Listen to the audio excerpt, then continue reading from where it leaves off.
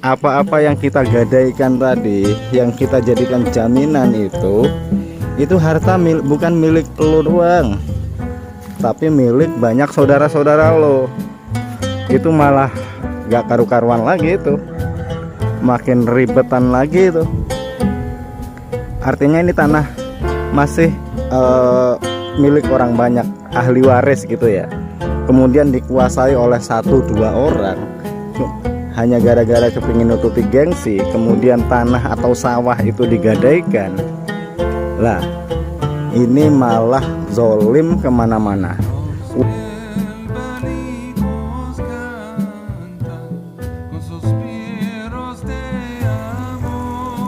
Assalamualaikum warahmatullahi wabarakatuh. Jumpa lagi bersama saya Bagus Muhammad Sukron di channel TMM Official.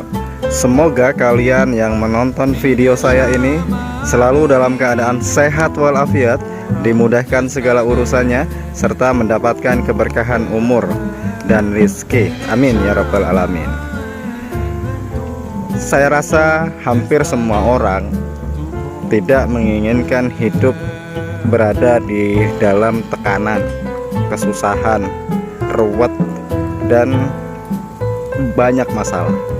Dan hampir semua orang sedapat mungkin menghindari kehidupan yang ruwet, gagal, penuh masalah, dan lain sebagainya yang tidak enak itu.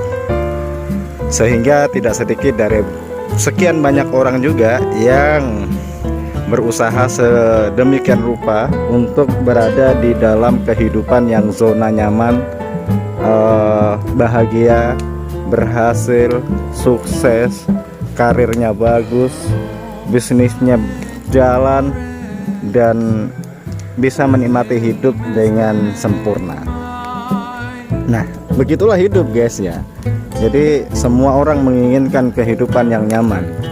Tidak ada ceritanya orang kepingin hidup susah, kepingin hidup melarat, kepingin hidup penuh masalah, punya hutang, dijauhi oleh teman, dan lain sebagainya. Semua pasti menginginkan kehidupan yang nyaman.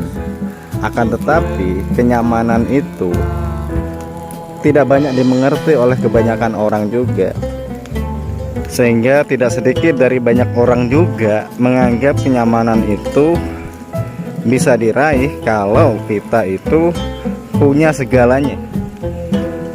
Mobil mewah misalnya, rumah megah, kemudian bisnisnya punya cabang sampai kemana-mana dan seterusnya. Akan tetapi kenyamanan itu datangnya memang dari hati guys ya. Pada intinya yang ingin saya katakan adalah agar kita bisa mendapati kenyamanan dalam hidup, yang pertama adalah kita kendalikan ego kita. Jadi kita hidup belajar apa adanya. Mau tinggal di rumah seng kayak begini, asal hati kita itu tenang apa adanya, yang ada dimakan, kalau gak ada ya dicari, bekerja atau dagang dan lain sebagainya. Jadi tidak memaksakan kehidupan yang sebenarnya kita tidak mampu menjangkaunya. Ini yang pertama. Ini kalau resep hidup saya tuh simpel-simpel saja guys ya. Jadi yang ada ini saya nikmati. Walaupun keinginan juga kepingin dong punya rumah mewah, punya mobil apa segala macam, tapi itu gak kejangkau sementara ini. Belum kejangkau gitu loh. Gak tahu suatu saat mungkin kejangkau ya, mudah-mudahan. Tetapi sesuatu yang tidak bisa saya jangkau itu, ya saya belajar mengendalikan ego saya. Jadi saya menikmati apa yang ada ini. Mau tinggal di rumah yang dindingnya seng, tapi saya nyaman-nyaman saja gitu. Gak memaksakan ego saya harus begini begitu macam-macam. Lah kagak. Karena dengan begitu akan merusak pikiran saya, merusak hati saya. Kalau sudah pikiran dan hati rusak, badan kita juga kadang sakit-sakitan. Hubungan rumah tangga jadi kurang bagus dan seterusnya karena suka bentrok. Tetapi kalau belajar hidup apa adanya, menerima kenyataan, syukuri apa yang ada, yang nggak ada ya kita usaha cari untuk sekedar kita makan, sekedar kita miliki lah, enak gitu loh, nggak mokso gitu namanya. Giliran waktunya kerja ya kita kerja, ya mencari duit. Giliran pulang ya pulang kerja bareng anak istri. Nah seperti itu guys. Tetapi kalau sudah ego kita nih, gengsi kita udah menguasai diri kita, ya sudah, segala cara ditempuh udah untuk menutupi ego itu.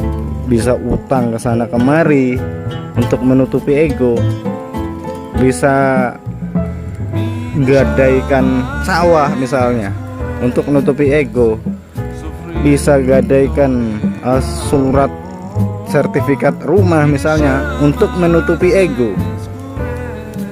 Dan itu pada akhirnya lah lo sendiri yang sengsara gitu loh. Lo sendiri yang ribet, udah punya tanggungan, kerjaan masih belum jalan, hanya gara-gara kita menuruti ego kita, nafsu kita saja. Jadi ujung-ujungnya kita sendiri yang repot. Normal-normal saja lah dalam kehidupan ini. Kerjo yo kerjo, lek ono sisane yo ditabung. Kalau enggak ya, kalau memang harus habis saat itu juga ya enggak apa-apa, dinikmati aja semua kehidupan. Yang penting kita tidak memaksakan diri untuk menjangkau sesuatu yang gak bisa kita jangkau gitu loh. Orang itu kadang aneh ya. Sebenarnya dia udah punya motor nih misalnya, walaupun motornya agak butut, tapi masih bisa dipakai. Hanya gara-gara nurutin ego, harus keinginannya harus dituruti, harus punya motor Vario misalnya yang baru, atau PCEK atau NMAX, sehingga pada ujung-ujungnya dia beranikan diri pinjem ke bank atau nyicil dengan DP murah. Ujung-ujungnya setiap bulannya pusing kepalanya. Kan ya digawe repot dewe aslinya kehidupan ini. Tapi coba motor butut tadi itu dirawat, kalau rusak diperbaiki, selakinya masih bisa nyala ya dipakai gitu. Dan itu gak mikir bulanan pada akhirnya. Pokoknya intinya itu kalau kita hidup menuruti ego kita, gengsi kita, dan kepingin dipandang orang, silahkan kalian seperti itu. Kalau kalian kepingin lelah, kalau kalian kepingin capek, kalau kalian kepingin pusing, kalau kalian kepingin rumit hidupnya. Zaman sekarang itu udah deh, hindari kehidupan yang rumit, hindari keruwetan, jangan bikin masalah-masalah baru. Hiduplah senormal-normalnya, apa adanya.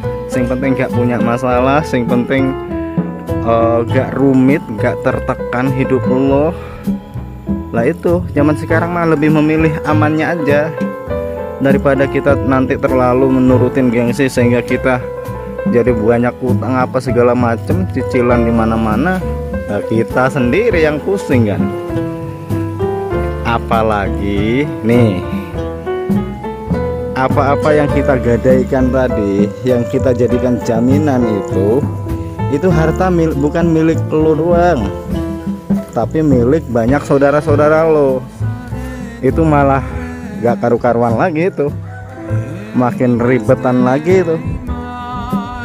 Artinya ini tanah masih milik orang banyak, ahli waris gitu ya, kemudian dikuasai oleh 1-2 orang hanya gara-gara kepingin nutupi gengsi, kemudian tanah atau sawah itu digadaikan.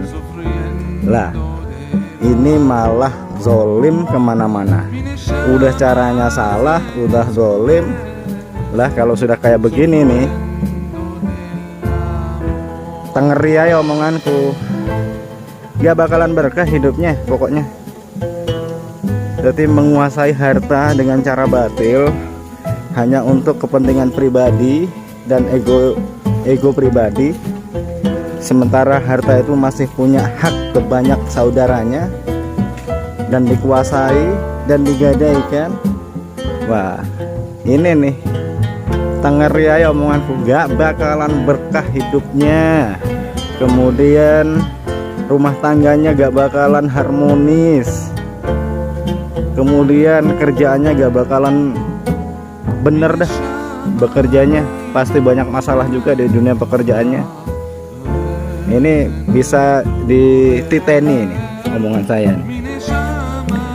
Sebelum dia bertaubat, waduh ribet nih urusannya nih.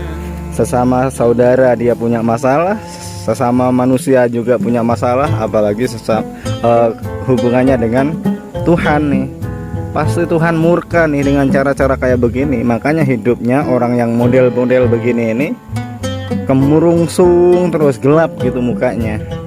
Masa depannya gelap, rumah tangganya gelap, semua serba gelap. Pesan yang ingin saya sampaikan adalah belajarlah hidup apa adanya. Udah itu ada. Bersyukur atas pemberian Allah Subhanahu wa Ta'ala sekecil apapun kepada kita. Dan ikhtiar jangan lupa, lakukan dengan cara-cara yang baik, yang halal. Udah selesai. Toh yang kita makan juga sepiring udah kenyang. Kemudian motor butut pun juga nyampe ke tempat kerjaan kita, juga bisa kita buat jalan-jalan. Ngapain kita maksa-maksa gitu. Semoga bermanfaat. Rumah tangga itu memang penuh dengan masalah ya. Bersaudara banyak itu penuh dengan masalah. Jadi kalau dulu saya masih kecil sering mendengar banyak anak banyak rezeki berkah apa, ya itu mungkin dulu ya untuk kalangan orang-orang dulu. Tapi untuk sekarang mah berantakan. Kalau ada salah satu saudara-saudara kita yang melakukan tindakan-tindakan yang dolim seperti itu. Kalau saya pribadi, saya nikmati aja hidup seperti ini. Walaupun gak mewah, hidup di pinggir-pinggir bambu, ya sudah saya syukuri. Yang penting saya makan juga masih enak, ngopi juga enak, merokok juga masih seger. Kemana-mana, walaupun pakai kendaraan butut masih ada yang saya taikin untuk pergi kemana-mana. Ya walaupun sederhana rumah, yang penting tidak bocor, dan seterusnya. Seperti itu guys.